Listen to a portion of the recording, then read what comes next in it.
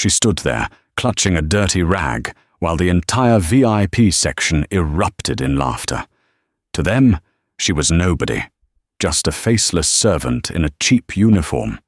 The man in the $10,000 suit, Amir, wiped a tear of laughter from his eye and slapped a stack of cash on the table, mocking her poverty.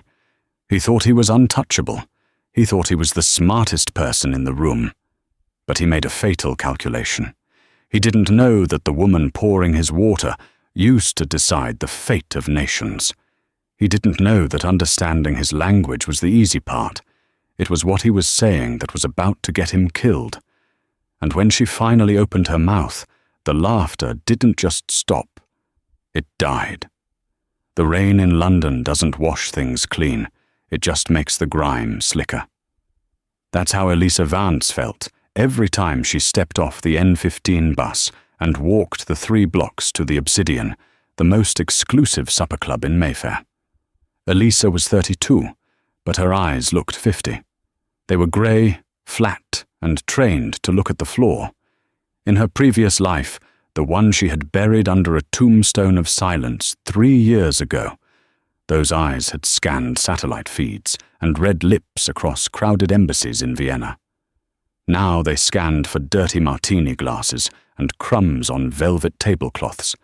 "Elisa, table 4 needs a reset. Now!" The voice belonged to Marcus Sterling, the floor manager. Sterling was a man who mistook his high blood pressure for leadership skills. He snapped his fingers, a sound Elisa loathed more than the sound of a loaded slide racking back. "On it, Mr. Sterling," Elisa said, her voice soft, devoid of accent, devoid of character. She was a ghost. That was the point. The Obsidian was the kind of place where the menu didn't have prices, and the lighting was dim enough to hide affairs, bribes, and the jagged scars of plastic surgery. It was a sanctuary for the global elite, Russian oligarchs, American tech tycoons, and, on this particular Tuesday, a delegation from the Gulf. The atmosphere in the restaurant shifted at 8:15 p.m. The air pressure literally seemed to drop as the heavy oak doors swung open. Amir al-Rashid didn't just walk into a room, he invaded it. He was flanked by 4 men. 2 were clearly security, bulky suits, earpieces, eyes moving like predatory fish. The other 2 were sycophants, men in expensive suits that didn't fit them quite right, laughing too hard at things that weren't funny. Amir was handsome in a sharp, predatory way. He wore a bespoke Brioni suit and a Patek Philippe Nautilus on his wrist that cost more than the house Elisa grew up in. He was the son of an oil magnate, a man who had never been told no in any language. "Sterling," Amir bellowed, ignoring the hush that fell over the room. "The usual. And get these tables cleared. I need space." Sterling practically sprinted across the floor, his spine curving into a bow. "Mr. al-Rashid, a pleasure as always. We have the Emperor's booth ready for you." Elisa was nearby, clearing a plate of untouched sea bass from table 3. She kept her head down, employing the tradecraft she had perfected. "Become furniture." "I don't want the booth," Amir said, waving a hand dismissively. "I want the center. Move these people."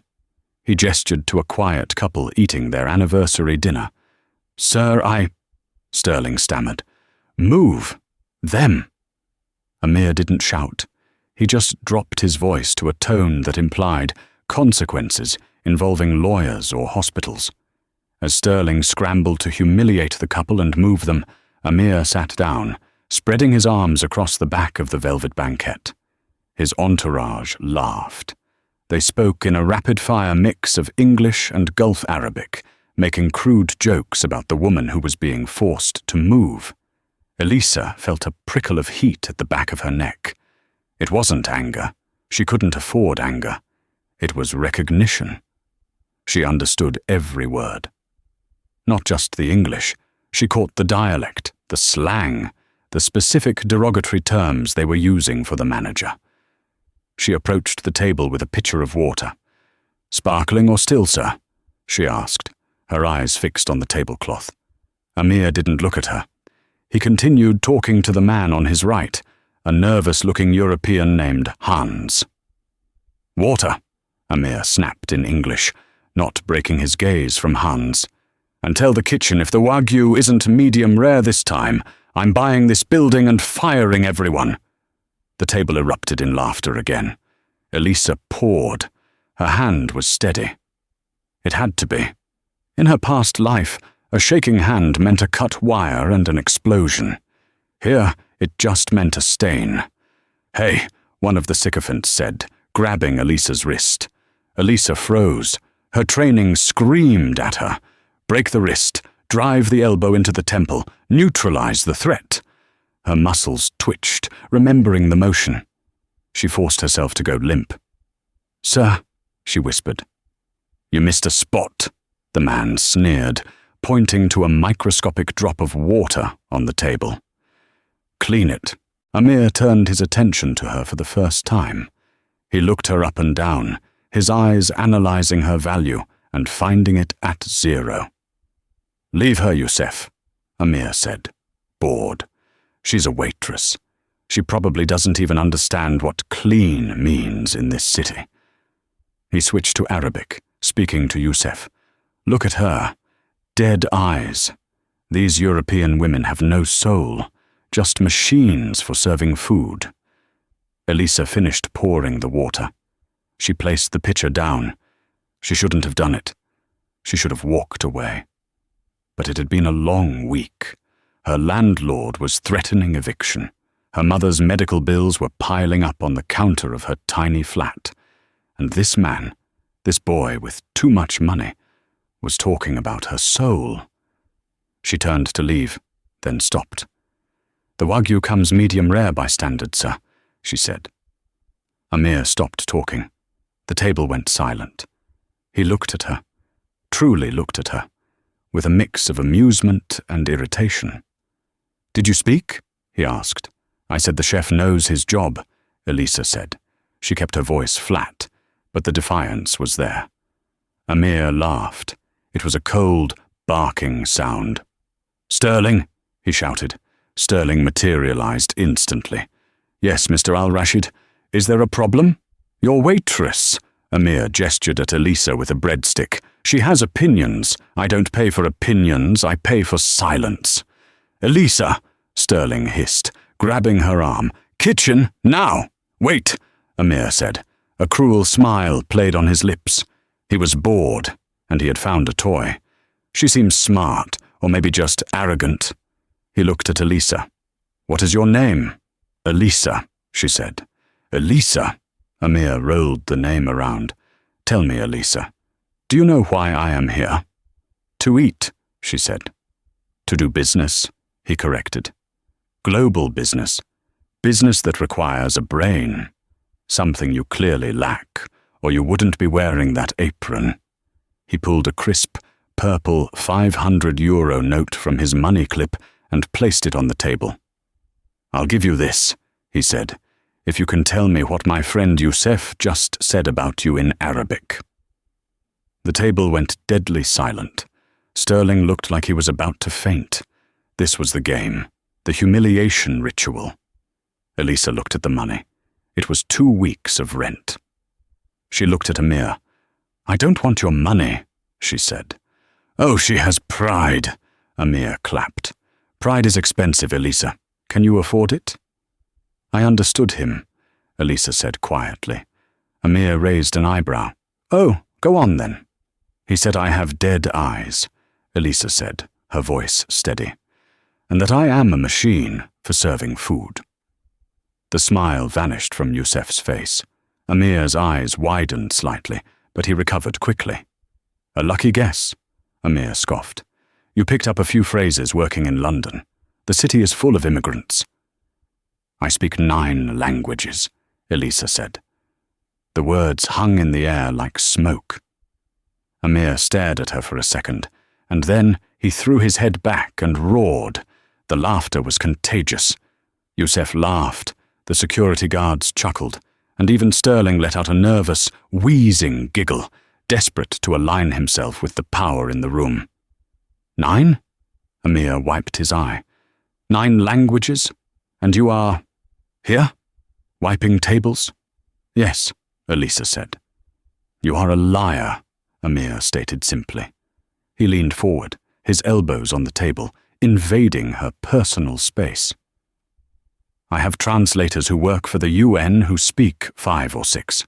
You expect me to believe a waitress in a fading London club speaks 9? I don't expect you to believe anything, Elisa said. May I go now? No. Amir slammed his hand on the table. The silverware jumped. You insulted my intelligence. Now we play. He turned to the nervous European man, Hans. Hans, you're German, yes? But you do business in Tokyo. Yes, Mr. Al-Rashid. Hans nodded. Speak to her. In Japanese. Complex Japanese. Not hello and goodbye. Hans looked uncomfortable. He adjusted his glasses and looked at Elisa apologetically. He spoke a rapid sentence in formal business Japanese regarding the fluctuation of the yen and its impact on semiconductor imports. Elisa didn't blink. She replied instantly, her Japanese fluent, her pitch perfect, employing the correct honorifics used for addressing a superior in a business setting. She corrected his assumption about the semiconductor market, noting that the shortage was due to supply chain logistics in Taiwan, not the yen. Hans's jaw dropped. She speaks better Keigo than my translator. Amir frowned. He didn't like losing. Japanese? Fine. You watch anime. That proves nothing. He snapped his fingers at one of his security guards, a giant man named Ivan, who stood like a statue in the corner. Ivan! Russian, now! Ivan stepped forward. He looked at Elisa with cold, blue eyes. He spoke in a low, guttural slang. Russian prison cant. It was a dialect made of criminal codes, specific to the gulags and the bratva. It was a language of violence. If you lie to the boss, little bird, I will break your wings before the sun comes up. Sterling looked terrified. He didn't understand the words, but he understood the tone. Elisa looked Ivan dead in the eye. The submissive waitress posture evaporated for a split second. A flash of the operative came through. She replied in Russian, but not just Russian. She replied in the same specific criminal dialect, but hers was from the Chechen border regions, rougher, harder. The only thing breaking tonight is your boss's ego if he keeps pushing. Back down, soldier. Ivan's eyes went wide. He actually took a half step back. He looked at Amir. She is real, boss. Amir was no longer laughing. The atmosphere at the table had shifted from amusement to a tense curiosity. He looked at Elisa with a new expression. Suspicion. Who are you? Amir asked, his voice lower. I'm the waitress, Elisa said, reverting to her submissive posture. Can I clear the plates now? No, Amir said. He stood up. He was not a tall man, but he projected power. He walked around the table until he was standing inches from her. You are a circus trick, a savant, like a monkey who can do math. He was trying to regain control. He needed to be the big man again. If you speak 9 languages, Amir said, his voice dripping with venom, then you are wasting your life. You are pathetic. You have a gift from God and you use it to serve me water. We all serve someone, Elisa said. I serve no one, Amir snapped. I own. He reached into his jacket pocket and pulled out a thick envelope. He tossed it onto the table next to the 500 euros. There is £10,000 in there, Amir said. It's yours, but not for a trick. What do you want? Elisa asked. We have a meeting tonight, Amir said, gesturing to the empty seats. My partners are arriving in 10 minutes. They are difficult men from different parts of the world. My translator is stuck in traffic at Heathrow. He smirked. You claim to be a genius. Prove it. Translate for the dinner. If you can handle the pressure, you keep the 10,000. If you make one mistake, one single mistake. He leaned in close to her ear. I will have Sterling fire you. And I will make a phone call to ensure you never work in London again. Not even scrubbing toilets. Sterling stepped forward, wringing his hands. Mr. Al-Rashid, this is highly irregular. She is not trained for— Quiet, Amir barked. He looked at Elisa. Well, ghost girl? Are you brave, or are you just a waitress? Elisa looked at the envelope.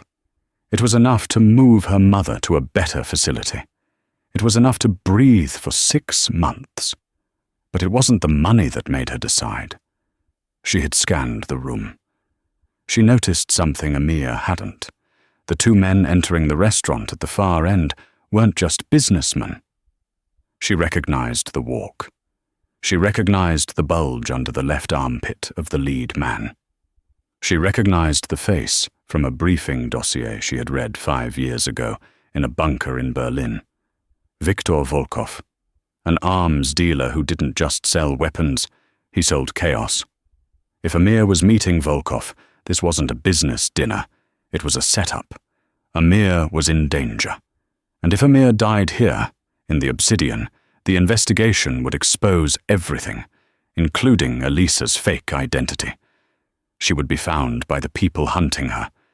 She had to stay. Not for the money, but to control the room. Elisa looked up at Amir. She took off her apron and folded it neatly over her arm. I'll take the job, she said, but the fee is 20,000. Amir blinked, stunned by the audacity. Then a slow, shark-like grin spread across his face. Deal, he said. Sit down, Elisa. The wolves are arriving. The transformation of Elisa Vance from unseen servant to the focal point of Table 1 was jarring for everyone in the Obsidian, but none more so than Marcus Sterling. The manager watched, mouth agape, as his most reliable, least interesting waitress sat down in a velvet chair, usually reserved for billionaires and royalty. He started to rush over to correct this cosmic error, but a single sharp look from Amir froze him in his tracks. Wine, Amir barked at Sterling, snapping his fingers. The 82 Petrus, 3 glasses, and water for the translator. It was a petty slight, denying her the expensive wine, reminding her of her station even as he used her. Elisa didn't care. Alcohol dulled the senses. She needed hers razor sharp. The air in the restaurant seemed to grow heavier as Viktor Volkov approached. Up close, he was even more terrifying than his dossier photos. He was a man carved from granite, with pale eyes that seemed to have seen the bottom of every dark hole in Eastern Europe. He didn't walk with the swagger of Amir's entourage. He moved with the lethal economy of a jungle cat. With him was the third party to this dangerous triangle, Mr. Chen, a man in his 50s, elegantly dressed in a charcoal suit, his face a smooth, unreadable mask. Elisa knew of him too. The intelligence community referred to him simply as the Abacus. He was a financier for the Triads, a man who washed dirty money until it sparkled. Amir stood up, buttoning his jacket, his arrogant facade showing microscopic cracks. He was a remora fish, swimming with great white sharks, and deep down, he knew it. "Victor! Mr. Chen!" Amir boomed, his voice slightly too loud. "Welcome. Please, sit. We have much to discuss." Volkov ignored Amir's outstretched hand. He sat down opposite Amir, his eyes immediately locking onto Elisa. "Who is this?" Volkov asked in heavily accented English. His voice sounded like rocks grinding together. "My new translator," Amir said smoothly, waving a hand dismissively. "My usual man was delayed. She's local talent. She speaks, what was it? 9 languages?" He laughed, a nervous sound. "A circus freak, but useful for tonight." Mr. Chen sat down silently, placing a sleek black smartphone face down on the table. He looked at Elisa, gave a slight, polite nod, and said nothing. Volkov continued to stare at Elisa. He wasn't looking at her like a man looks at a pretty woman. He was looking at her like a bomb disposal expert looks at a suspicious package. "She looks like a cop," Volkov said in Russian to his bodyguard standing behind him. Elisa's heart hammered against her ribs, but her face remained a placid mask. She knew Volkov was testing her, seeing if she would react before she was officially introduced as the translator. She didn't flinch. She picked up her water glass and took a sip. "Well," Amir clapped his hands together. "Let's begin. Time is money, as they say in America." Amir began speaking in English, outlining a proposal for shipping unspecified, heavy machinery through the port of Dubai, utilizing his family's shipping lanes to bypass certain international inspections. When he paused, Elisa turned to Volkov. She switched instantly into fluent, formal Russian. "Mr. Al-Rashid proposes utilizing his established logistical networks in the Gulf to facilitate the transport of your inventory. He guarantees a bypass of standard customs protocols, ensuring anonymity for the cargo." Volkov listened, his eyes narrowing slightly. He replied in rapid-fire Russian, testing her vocabulary. "The last shipment that went through Dubai lost 10% to shrinkage. The local officials got greedy. If Amir cannot control his own docks, why should I trust him with the machinery from Ukraine?" Elisa turned to Amir. "Mr. Volkov expresses concern regarding the security of previous shipments through your ports. He cites a 10% loss due to local corruption and queries your ability to guarantee the safety of more sensitive cargo coming from Ukraine." Amir bristled. His ego was bruised. "Tell him," Amir snarled in English, "that those officials have been dealt with. They are no longer breathing. My docks are airtight." The dinner had begun, and Elisa realized with chilling certainty that she was the only thing standing between Amir's arrogant ignorance and Volkov's lethal patience. The arrival of the food, plates of impossibly expensive Wagyu beef and truffle-laden risottos, barely interrupted the flow of conversation. Nobody was eating anyway. The table was a battlefield, and words were the ammunition. For an hour, Elisa was a conduit. She was barely a person. She was a highly sophisticated processing unit, taking in English, Russian, and Mandarin, filtering out the emotion and delivering the raw data to the intended recipient. It was exhausting work. Volkov spoke in metaphors and threats. Mr. Chen spoke in mathematical certainties and financial structures. Amir spoke in boasts and desperate promises. They weren't talking about machinery. Elisa knew the code. When Volkov mentioned agricultural equipment from the Odessa Oblast, he meant Soviet-era artillery shells. When Mr. Chen discussed liquidity issues in the Macau textile market, he was talking about laundering the proceeds from fentanyl distribution. Amir, the useful idiot, was offering the pipeline to connect the seller, Volkov, with the financier, Chen. He thought he was the kingpin holding the deal together. He didn't realize he was just the delivery boy. The tension ratcheted up when the discussion turned to payment. Mr. Chen spoke softly in Mandarin, his voice like silk. "The liquidity is available, provided the digital access keys for the Dubai Port Authority are turned over into escrow. We require full visibility of the shipping manifest before the funds are released."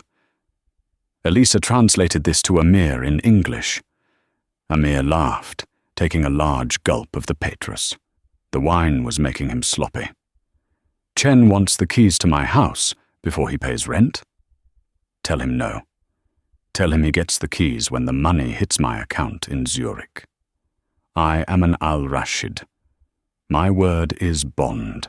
Elisa turned to Mr. Chen and translated into Mandarin, softening the blow.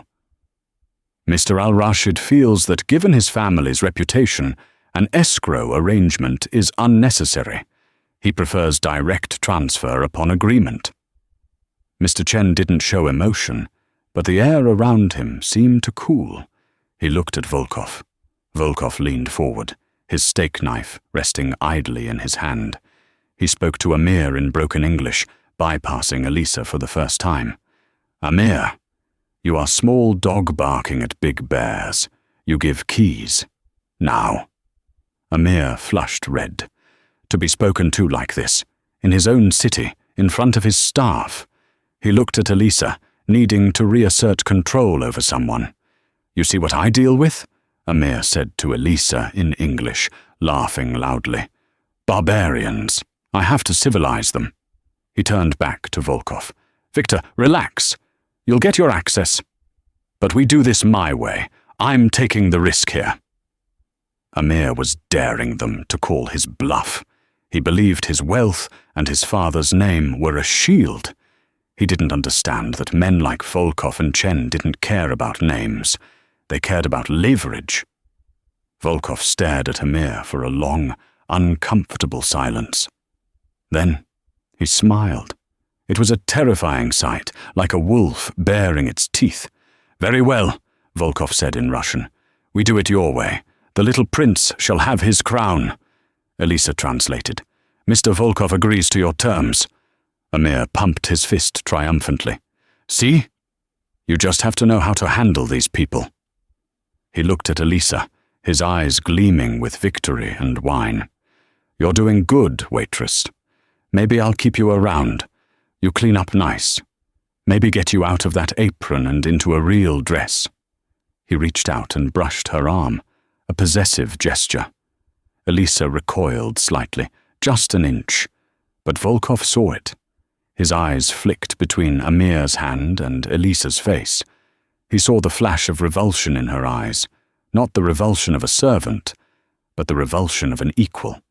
Volkov picked up his glass and toasted Elisa. "To the translator," he said in Russian, "the most dangerous person at the table." Amir laughed, thinking it was a joke. Elisa didn't smile. She knew Volkov was beginning to see through the cracks in her performance. By 10:30 p.m., the deal was ostensibly done. The plates were cleared. The air was thick with cigar smoke and the smell of stale wine. Amir was jubilant, believing he had just brokered the deal of the decade that would finally prove his worth to his domineering father. "Champagne!" Amir shouted to Sterling, who was hovering nearby, looking pale. "The Cristal! We celebrate!" While Amir was distracted, giving orders to Sterling, Volkov leaned in close to Mr. Chen. They spoke in low tones. It was a strange exchange. Volkov speaking Russian, Chen speaking Mandarin. Each understood the other perfectly, without Elisa's help. They had done business before. Elisa, standing slightly behind Amir's chair, strained her ears. This was the tradecraft she hated the most, the active listen in a noisy environment. Volkov, the asset is secured, the path is clear. Chen, the accounts are primed. Once the digital key is used, the transfer happens automatically. It sounded like normal business wrap-up. But then, Volkov said something that made Elisa's blood run cold. He looked at his watch, then back at Chen, and said in Russian, almost playfully, "The Troika leaves the station at midnight." Elisa stopped breathing. Amir heard the Russian and turned to Elisa, snapping his fingers. "What did he say? Don't fall asleep on the job. 20,000-pound girl." Elisa's mind raced. Troika was an old Soviet term. In the context of Volkov's operations, which she had studied for months years ago, it didn't mean a 3-horse carriage. It was a code for a 3-man cleanup crew. Leaves the station meant the hit was active, and midnight was in 45 minutes. Volkov and Chen weren't buying Amir's logistical support. They were stealing it. They needed Amir to input his digital keys to open the port protocols, and once he did, once the funds moved, Amir was a loose end, a loud, arrogant, unreliable loose end. They were going to kill him tonight, probably as soon as he stepped out of the restaurant. "Elisa!" Amir shouted, annoyance creeping into his voice. "Translate, what is the troika?" Volkov was watching Elisa intently. His hand was under the table. She knew he probably had a pistol aimed at her stomach right now. If she translated it literally, Amir might be confused, but Volkov would know she knew the code. If she lied, and Volkov knew she was lying, she was dead anyway. She looked at Amir. He was a spoiled brat, a misogynist, a fool who mocked her poverty and treated her like furniture. He deserved to lose his money. Did he deserve a bullet in the head in a London alleyway? Elisa made her choice. She turned to Amir, pasting a polite smile on her face. "Mr. Volkov was merely using an idiom, sir," Elisa said calmly in English. He said, "The carriage is leaving soon. He means it is getting late and they need to conclude the evening." Amir laughed. "Ah, these Russians and their poetry. Yes, it is late. Let's wrap this up." Elisa looked back at Volkov. His expression hadn't changed, but his eyes were harder than diamonds. He knew she had lied to protect Amir. He knew she understood the code. The game had changed. Elisa was no longer just a witness. By interfering, even with a lie, she had just made herself an active participant in a gang war. Volkov pulled his hand from under the table. No gun. Instead, he pulled out a sleek silver pen and slid it across the tablecloth toward Amir. "Sign the final protocols, Amir," Volkov said softly in Russian. "Let us finish this." It wasn't a pen. Elisa recognized the model from a briefing in Tel Aviv. It was a digital interface device. Once Amir put his thumbprint on the scanner at the top to sign, it would upload his biometric data and passwords directly to Chen's laptop. Amir reached for the pen, grinning like a child on Christmas morning. The final step to the big leagues, he muttered to himself. Amir's thumb hovered over the scanner. If he pressed it, he signed his death warrant. Elisa stepped forward. She couldn't let it happen. Not here. Not on her watch. She reached over Amir's shoulder, grabbed the expensive glass of Petrus wine he had been nursing, and, accidentally, spilled the entire contents onto the table, right over the silver pen and Amir's cuff. "Oh my God!" Elisa gasped, dropping the glass. It shattered on the floor. "Sir, I am so clumsy. I am so sorry." Amir jumped up, furious, purple liquid dripping from his $10,000 suit. "You stupid cow! Look what you did!" Sterling came running with napkins. The table was chaos. But Elisa wasn't looking at Amir. She was looking at Volkov. The Russian arms dealer hadn't moved. He was just watching her. And for the first time that night, a genuine, appreciative smile touched the corners of his mouth. He gave Elisa a microscopic nod. "Game on," the nod said. The sound of the wine glass shattering was the bell that started the final round. "You incompetent wretch!" Amir screamed, shaking his soaking wet sleeve. "That is 10,000 pounds of silk. Get out of my sight. You are fired. Sterling, get her out of here before I have her arrested." Sterling rushed forward, his face pale, reaching for Elisa. "Elisa, for God's sake, move!" But Elisa didn't move toward the kitchen. She moved toward Amir. Volkov had stopped smiling. The spilled wine had ruined the biometric transfer, yes, but it had also signaled that the subtle game was over. He looked at Mr. Chen, then gave a sharp, downward cut with his hand. It was the signal. "Amir, get down," Elisa said. Her voice had changed completely. It was no longer the soft murmur of a servant. It was the command voice, a tone drilled into officers at Sandhurst and operatives at the farm. It was a voice that bypassed the conscious brain and demanded obedience. "What did you say to me?" Amir sputtered, stunned by the tone. Elisa didn't answer him. She spun toward Youssef and the other Gulf security guards.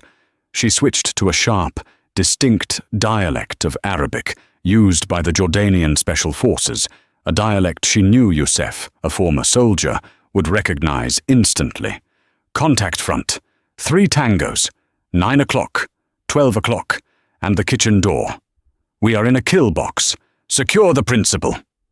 Youssef's eyes went wide. He didn't ask questions. The soldier in him woke up. He shoved Amir violently to the floor, flipping the heavy oak table onto its side to create a barricade. Thwip thwip.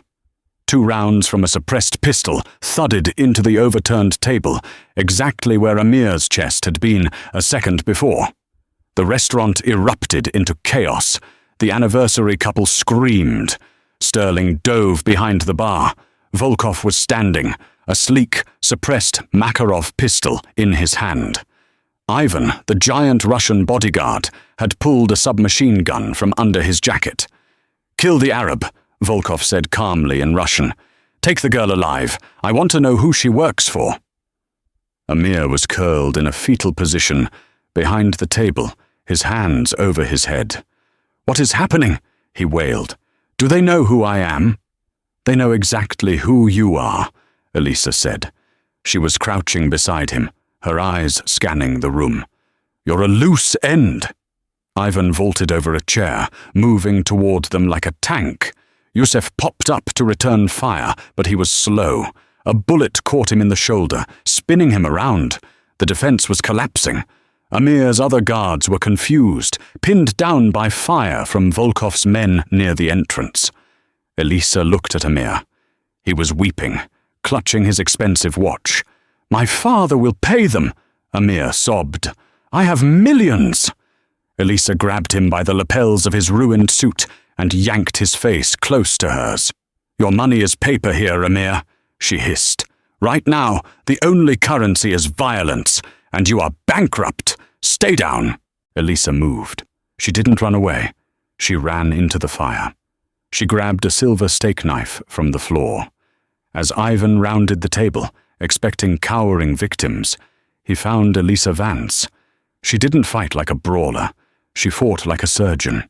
She stepped inside Ivan's guard, dodging the muzzle of the gun, and drove the steak knife into the soft gap of his armor under the armpit, the brachial artery. Ivan roared and dropped the gun. Elisa spun, grabbing the falling weapon mid-air. She rolled over the back of a booth, coming up in a crouch. Volkov was tracking her. He fired twice. Bullets tore through the velvet upholstery inches from her head. "You are good!" Volkov shouted over the screams of the patrons. "CIA! MI6! Who sent you, little bird?" Elisa popped up, fired 2 controlled bursts to suppress Volkov's position, and shouted back in Russian, "I'm just the waitress, and you forgot to tip." She needed a distraction. She looked at the sprinkler system on the ceiling. She aimed and fired a single shot into the heat sensor. Water, black, dirty water from the fire suppression system, exploded downward, drenching the restaurant. The lights flickered and died, plunging the obsidian into a chaotic, watery darkness. The darkness inside the obsidian was not a void. It was a chaotic, drowning storm. The single gunshot Elisa had fired into the heat sensor had done its job too well. The fire suppression system wasn't a gentle mist. It was a deluge of pressurized, brackish water that hammered against the floor, drowning out the screams of the terrifyingly wealthy patrons. For Amir al-Rashid, the world had ended. Seconds ago, he was a titan of industry, a man who commanded fleets of ships. Now he was a terrified child, clutching the leg of an overturned mahogany table like it was driftwood in a hurricane. His $10,000 Brioni suit was soaked, heavy, and useless. "Get up! Move!" The voice belonged to Youssef. The bodyguard was bleeding from a gunshot wound to the shoulder, his face a mask of pain and grit. He grabbed Amir by the collar, hauling him across the slick, treacherous carpet. "My phone!" Amir shrieked, scrabbling at the wet floor. "My accounts are linked to the—" "Forget the damn phone," Youssef roared, shoving Amir toward the kitchen swing doors. "She bought us time. Don't waste it." She. The waitress. Amir looked back into the gloom of the dining room. The emergency lights flickered weakly, casting strobe-like shadows through the curtain of falling water. He saw a silhouette move, not with the panic of the crowd, but with the predatory grace of a panther. Elisa Vance was not running away. She was hunting. She moved through the deluge, her senses dialed to 11. The adrenaline dump was managed, compartmentalized. She didn't feel fear. She felt geometry. She mapped the room in her mind. The pillars, the overturned tables, the vector of the incoming fire. Viktor Volkov was somewhere in the darkness near the entrance. He wasn't a street thug. He was Spetsnaz trained. He wouldn't panic. He would wait for a target. Crack thwip. A bullet tore through the upholstery of the booth Elisa was crouching behind. Volkov was suppressing her position, pinning her down while his man, Ivan, circled for the kill. Elisa checked her weapon, Ivan's stolen submachine gun. It was jammed. The cheap ammunition combined with the water had caused a failure to feed. She cursed silently, ejected the magazine, and tossed the useless metal brick across the room. It clattered loudly against the bar. Volkov fired at the noise. 3 shots. Controlled. Precise. That was his mistake. He had revealed his muzzle flash. Elisa moved. She didn't run. She flowed. She slid over the wet marble of the floor, grabbing a heavy, jagged shard of the broken Petrus wine bottle Amir had dropped earlier. It wasn't a knife, but in her hand, it was just as lethal. She sensed Ivan before she saw him. The giant bodyguard was lumbering through the water, relying on his size. He stepped around the pillar, his weapon raised, expecting a cowering waitress. He found a ghost.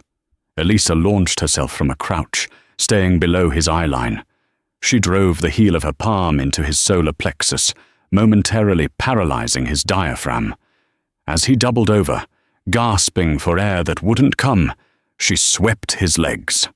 Ivan hit the floor with a splash that sounded like a falling tree. Before he could recover, she delivered a single, calculated kick to the temple. The giant went still. 1 down. The boss remained. "I know you are there, Malenkaya Petichka, little bird." Volkov's voice boomed from the shadows. He sounded calm, almost amused. "You are good. Better than CIA. Mossad? No, you don't fight like Israelis. You fight like you have nothing to lose." Elisa didn't answer. She was circling him, moving barefoot now. She had kicked off her squeaking sneakers, closing the distance. "Amir is gone," Volkov shouted over the hiss of the sprinklers. "The deal is dead. Walk away, girl. I will give you a job. You want money? I have more than God." Elisa stopped.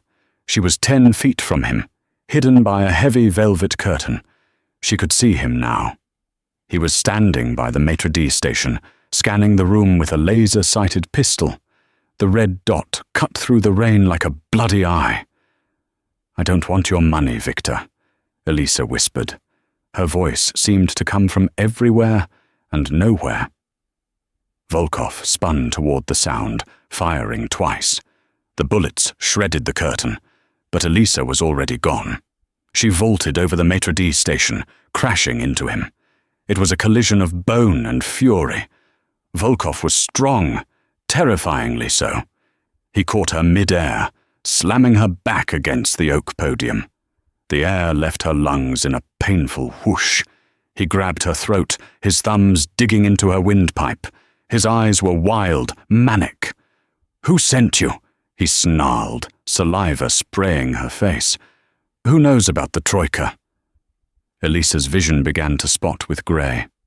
She couldn't breathe. She clawed at his face, but his grip was iron. She was losing. After 3 years of serving tables, her conditioning wasn't what it used to be, but her mind was still sharp. She remembered the shard of glass. She had dropped it in the collision. Her hand scrabbled blindly against the wet wood of the podium behind her. Her fingers brushed something cold. A corkscrew, the sommelier's tool, left on the station. Volkov tightened his grip. Die, nameless girl. Elisa grabbed the corkscrew. She didn't stab blindly. She drove the metal spiral down, hard, into the meat of Volkov's forearm, right into the ulnar nerve cluster. Volkov screamed, a sound of pure, shocked agony. His hand spasmed open, releasing her throat. Elisa dropped to the floor, gasping, coughing water and air. She didn't pause. She swept his legs, but Volkov stumbled back, raising his gun with his good hand. He aimed at her chest. At this range, he couldn't miss. "Goodbye," he hissed. Click. The gun failed. A wet primer? A jam? Divine intervention? Elisa didn't ask. She lunged. She grabbed his wrist, twisting the gun away, and drove her elbow into his jaw with enough force to crack teeth. Volkov went down hard, his head bouncing off the marble floor. He tried to rise, but Elisa was on him. She pinned him with her knee on his chest, the corkscrew pressed against his jugular vein. "Do not move," she rasped, her voice wrecked. Volkov lay there, panting, blood streaming from his nose and mouth. He looked up at her, and the arrogance finally faded, replaced by a dawning, horrified recognition. He looked at the angle of her hold, the way she controlled his center of gravity. "I know this technique," Volkov whispered, his eyes widening. "Kandahar, 2018. The extraction of the ambassador. They said the operative died." "We all died in Kandahar, Victor," Elisa said softly. "Some of us just forgot to stay buried." Sirens wailed outside, a crescendo of blue and red lights piercing the gloom. The chaotic shouting of police officers echoed from the street. "Police! Armed response! Entering now!" Volkov laughed, a wet, gurgling sound. "You cannot be here when they come, Ghost. You are illegal, a rogue agent. If they find you, they lock you away forever." He was right. Elisa looked at the door. If MI5 found her, the quiet life she had built for her mother was over. She would be debriefed, detained, or worse, reactivated. She stood up, backing away into the shadows. "This isn't over, Victor. If you talk, if you mention me—" "I saw no one." Volkov smiled through his bloody teeth. "Just a clumsy waitress." The front doors burst open. "Drop your weapons! Get on the ground!" Elisa didn't wait. She grabbed a heavy grey trench coat from the coat check, wrapping it around her soaked uniform. She slipped through the servants' entrance, past the terrified chefs huddled in the pantry, and out into the alleyway. The cold London rain felt different now. It didn't feel like misery. It felt like baptism. She pulled the collar up, checked for surveillance cameras, and vanished into the night. 3 days later. The room was sterile. White walls, a steel table, and a mirror that was obviously one-way glass. It wasn't a police station. It was a holding facility in a nondescript office building in Vauxhall, a stone's throw from the MI6 headquarters. Amir al-Rashid sat at the table. He was dry now, wearing a new suit, but he looked smaller.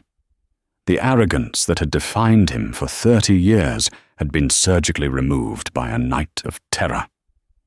The door opened, and a man walked in. He was in his 50s, wearing a rumpled grey suit that cost a fraction of Amir's, but he carried himself with an authority that money couldn't buy. He placed a thick file on the table and sat down. "Mr. al-Rashid," the man said. His accent was posh, but his tone was tired. "I'm Agent Thorne, Special Branch." "I want to go home," Amir said quietly. "I have signed your statements. I have admitted to the irregularities with my shipping protocols. I just want to leave London." "You'll be free to go shortly," Thorne said, opening the file. "Your cooperation regarding Viktor Volkov has been noted." We've been trying to pin a weapons charge on him for a decade. Thanks to your catastrophic dinner party, we finally have him." Amir looked down at his hands. "It wasn't me. I was a coward.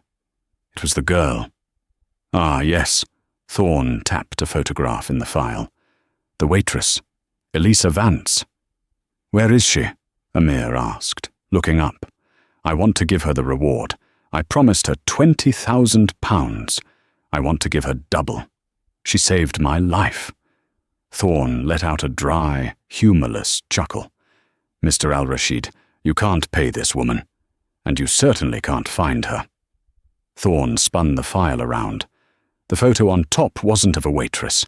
It was a high-resolution surveillance shot taken in a desert environment. The woman in the photo was wearing desert fatigues, her face wrapped in a shemagh, holding a suppressed sniper rifle with practiced ease. Only the eyes were visible. Those same, flat, grey eyes. "Name?" Amir asked, stunned. "Her real name is Captain Sarah Walker," Thorne recited, as if reading an obituary. "Recruited out of Cambridge Linguistics, fast-tracked into the SRR, Special Reconnaissance Regiment, then loaned to a joint task force specializing in deep-cover infiltration." Amir picked up the photo. His hand trembled. "She told me she spoke 9 languages. I laughed at her." "She was being modest," Thorne said. "She speaks 11, including 3 dialects of Pashto and Street Russian that would make a Gulag prisoner blush. She was the best listener we ever had." "Was?" "There was an operation 3 years ago. Kandahar. It went wrong. Intel was bayed. Her team was wiped out. We thought she was KIA. Her body was never recovered." Thorne leaned back, crossing his arms. "Turns out she survived. She came back to London, assumed a new identity, and took a job where she could be invisible. She was caring for her sick mother, paying the bills with tips from men like you." Amir felt a wave of shame so intense it nearly choked him. He remembered snapping his fingers at her. He remembered calling her a machine. He remembered making her beg for her job.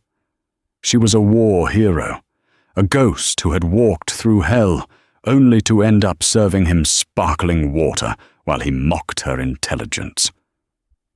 "Is she in trouble?" Amir asked. "Because she killed those men." "Self-defense," Thorne said firmly. "And besides, officially, Captain Walker died in 2022. It's very hard to prosecute a corpse, and Elisa Vance has ceased to exist. Her apartment is empty.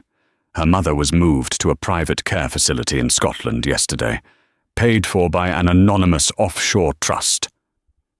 Thorne closed the file with a heavy thud.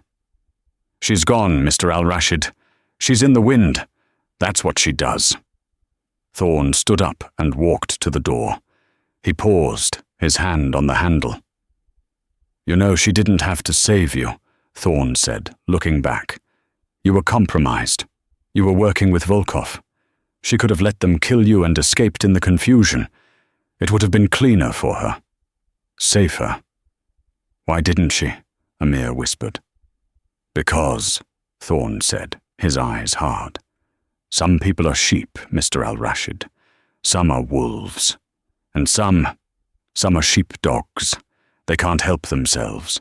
They protect the flock, even when the flock doesn't deserve it." Thorne left the room. An hour later, Amir stood in front of the obsidian. The windows were boarded up. The police tape fluttered in the cold wind. He wasn't surrounded by bodyguards. He was alone. He reached into his jacket pocket and pulled out a thick, white envelope. Inside was £50,000 in cash. He knew he couldn't give it to her. He knew Thorne was right. She was gone. But he had to do something to balance the ledger. He had to prove, at least to himself, that he had learned the lesson. He knelt down and slid the envelope under the boarded-up front door, pushing it until it fell into the dark, empty restaurant. "Thank you," he whispered to the silence. "I'm sorry." He turned and walked away, not toward his waiting limousine, but toward the tube station. He needed to walk. He needed to be among people, to see them. Really see them. Across the street, in the shadow of a red telephone booth, a figure watched him go. She wore a nondescript grey hoodie and a backpack. Her hair was cut short now, dyed black. She looked like a student, or a tourist, or nobody at all. Sarah Walker, formerly Elisa Vance, watched the man she had saved. She saw the slump in his shoulders, the humility in his stride. He had learned. It was a small victory, but it was enough. She checked her watch. Her train to Edinburgh left in 40 minutes. Her mother was waiting. A new life was waiting. A quiet life, far away from the rattle of gunfire and the clinking of expensive crystal. A group of loud, drunken businessmen walked past her. One of them bumped into her shoulder, hard. "Watch it, darling," the man slurred, laughing. "Bloody clumsy." Sarah didn't flinch. She didn't apologize. She didn't unleash the 9 languages or the 20 ways she knew to incapacitate a man in under 3 seconds. She just smiled, a small, secret smile. "Sorry," she said in perfect, accentless English. She adjusted her backpack, turned her collar up against the rain, and walked into the crowd, disappearing into the city she had protected, finally free. This story isn't just about a waitress and a billionaire. It's a wake-up call about how we perceive value. Amir thought power came from a bank account, a Patek Philippe watch, and the ability to humiliate others. He looked at Elisa and saw a nobody because she wore an apron. But true power isn't loud. True power is competence, it's skill. It's the quiet ability to control a situation when everything falls apart. In a matter of seconds, the hierarchy of that restaurant flipped. The billionaire became the helpless child, and the servant became the savior. We walk past people every day, cleaners, drivers, servers, without giving them a second thought. But everyone has a story. Everyone has a struggle. And sometimes the person pouring your water is the only reason you're still breathing. Never judge a book by its cover, and never judge a person by their paycheck. Wow, what a journey. If your heart was racing during that kitchen scene, hit that like button right now. It really helps the channel. Did you expect Elisa to be a former ghost operative? Let me know in the comments below. Type "I see you" if you believe that everyone deserves respect, no matter their job title. I have so many more real-life, inspired drama stories coming up that will shock you.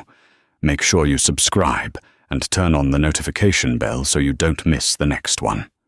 Thanks for watching, and remember, treat everyone with kindness. You never know who you're talking to.